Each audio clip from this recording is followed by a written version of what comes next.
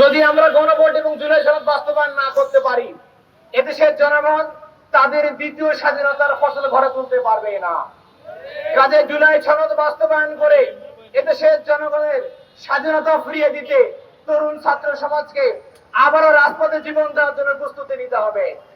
কারণ আমরা লক্ষ্য করেছি, নতুন করে একটি মাফিয়া তন্ত্র, ফ্যাসিস্ট একটি সরকার আমাদের সামনে হাজির হয়েছে, যারা 2000 শহীদের রক্তকে বৃদ্ধাঙ্গুলি দেখিয়ে নিজেদের তার আখের গোছানোর জন্য ব্যস্ত হয়ে পড়েছে। এদেশের জনগণ রাজনৈতিক নিষ্পেষণ, অর্থনৈতিক শোষণ এবং সাংস্কৃতিক গোলামি থেকে মুক্তি চায়।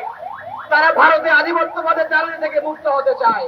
কাজে তরুণ সমাজকে আজকে সিদ্ধান্ত নিতে হবে, আগামী দিনে বর্তমানে যারা এদেশের গুরুত্বপূর্ণ কাঠামোতে বসে দেশের এবং জনগণের টাকায় বেতন নিয়ে ভারতের দালালি করে যারা নিজেদেরকে ধন্য মনে করে, তাদেরকে রাজনৈতিক ভাবে, সাংস্কৃতিক ভাবে, অর্থনৈতিক ভাবে এবং আধিপত্যবাদের মানুষটাকে চিরতরে কবর দিয়ে জুলাই অভ্যুত্থানকে বিপ্লবে রূপান্তর করে জনগণের স্বাধীনতার সুযোগকে আমাদের আবারও ফিরিয়ে দিতে হবে।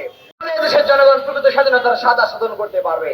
সংগ্রামী উপস্থিতি শেষ করতে চাই এভাবে, আমাদেরকে আজকের এই দিবসের দিনে, স্বাধীনতা দিবসের দিনে আমাদেরকে শপথ নিতে হবে, শহীদদের স্বপ্ন পূরণ ব্যতীত, জনগণের প্রত্যাশা পূরণ ব্যতীত, আহত এবং মৃত্যুবরণকারী ভাইদের স্বপ্ন পূরণ ব্যতীত আমাদের রাজপথ থেকে আমরা ছাড়তে পারবো না, আমরা রাজপথ ছেড়ে যাব না।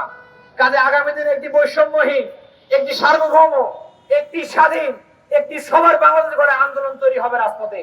সেই আন্দোলনে আপনারা সকলে অংশগ্রহণ করবেন। সেই উদাত্ত আহ্বান রেখে